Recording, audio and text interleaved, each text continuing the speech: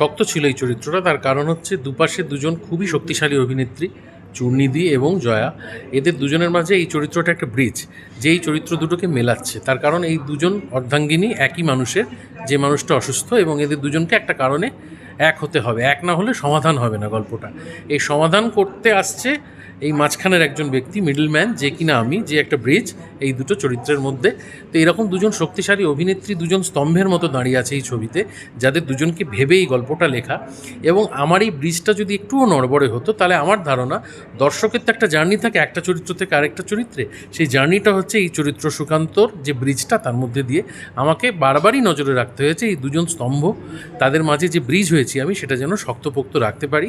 এটা একটা তো অবশ্যই চিন্তার বিষয় ছিল আমার কাছে, 1 নম্বর। 2 নম্বর আবার চিন্তার বিষয় ছিল না একটা জায়গা থেকে, তার কারণ স্ক্রিপ্টটা পড়ার সাথে সাথেই আমি বুঝতে পেরেছিলাম যে কৌশিকদার যেটা ম্যাজিক, সেটা হচ্ছে কৌশিক গাঙ্গুলি যখন কোনো অভিনেতাকে ভেবে স্ক্রিপ্ট লেখেন, এই চরিত্রটা আমাকে ভেবেই লেখা, এমন নয় যে লেখার পরে আমাকে নির্বাচন করা হয়েছে। যখন উনি একজন চরিত্রকে ভেবে স্ক্রিপ্ট লেখেন, তখন উনি তার মতো করেই লেখেন।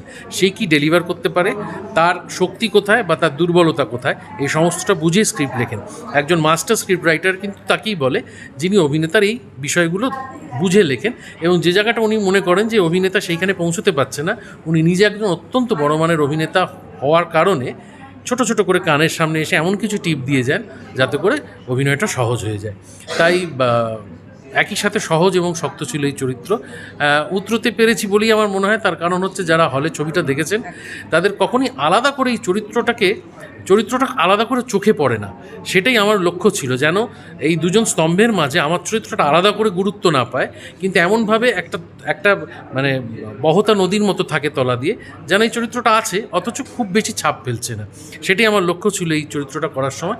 সেক্ষেত্রে আমার মনে হয় কৌশিকদার সাহায্যে আমি সফল হয়েছিলাম। যে এই যে একটা কথা বলেছে খুব বেশি ছাপ ফেলছে না, ইউজুয়ালি যে কোনো অভিনেতা বা বেশিরভাগের ক্ষেত্রে এই ব্যাপারটাই থাকে যে আমারটা যাতে ছাপ ফেলে বাকিদের তুলনায়, মানে কোথাও গিয়ে থাকে সেই জায়গাটা থেকে দাঁড়িয়ে। না, আমার কাছে কন্টেন্ট না, কন্টেন্টটা সবচেয়ে ইম্পর্টেন্ট।